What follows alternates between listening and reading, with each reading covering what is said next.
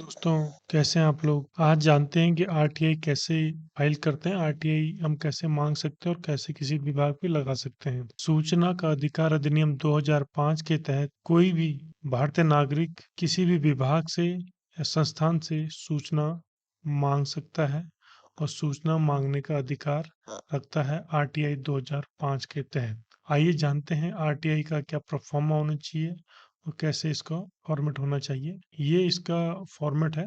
इसमें जैसे आप देख रहे हैं कि ये एक शीट है। A4 साइज के प्लेन पेपर पे आप सूचना मांग सकते हैं।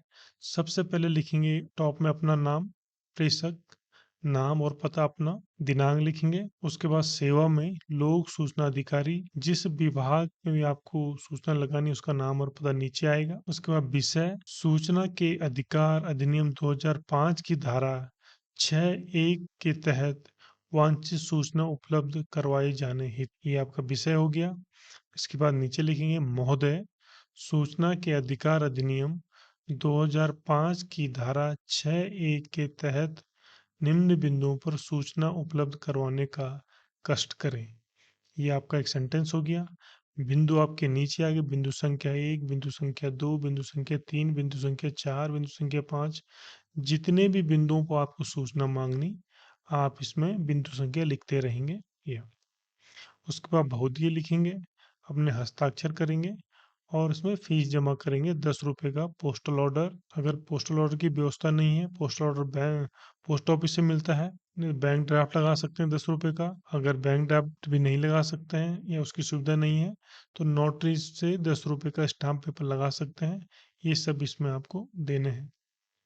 और इसमें याद रखने योग्य बात है कि शुल्क जो इसका फीस है 10 रुपए से ज़्यादा का स्टाम्प पेपर या शुल्क आप नहीं भेजेंगे। अगर आप भेजते हैं तो आपका पत्र वापस आ जाएगा और वो लोग सूचना अधिकारी आपको कहेंगे कि आप लोग सूचना अधिकारी को शुल्क केवल 10 रुपए का ही भेजिए, जो कि शुल्क निर्धारित किया गया है।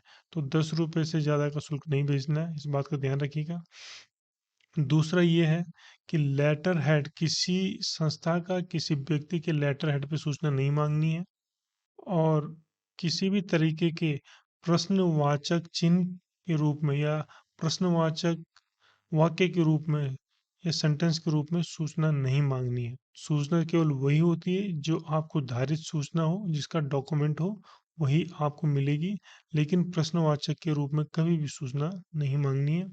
आपको सूचना के अधिकार अधिनियम 2005 के तहत उसमें प्रश्नवाचक चिन्ह के रूप में जो कोई सूचना मांगता है उसके लिए सूचना देना बाध्यकारी नहीं है।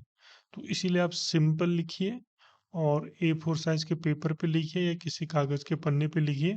फॉर्मेट यही होगा और फिर आपको सूचना बहुत जल्दी मिल जाएगी। धन्यवाद। ये इसका फॉर्मेट था।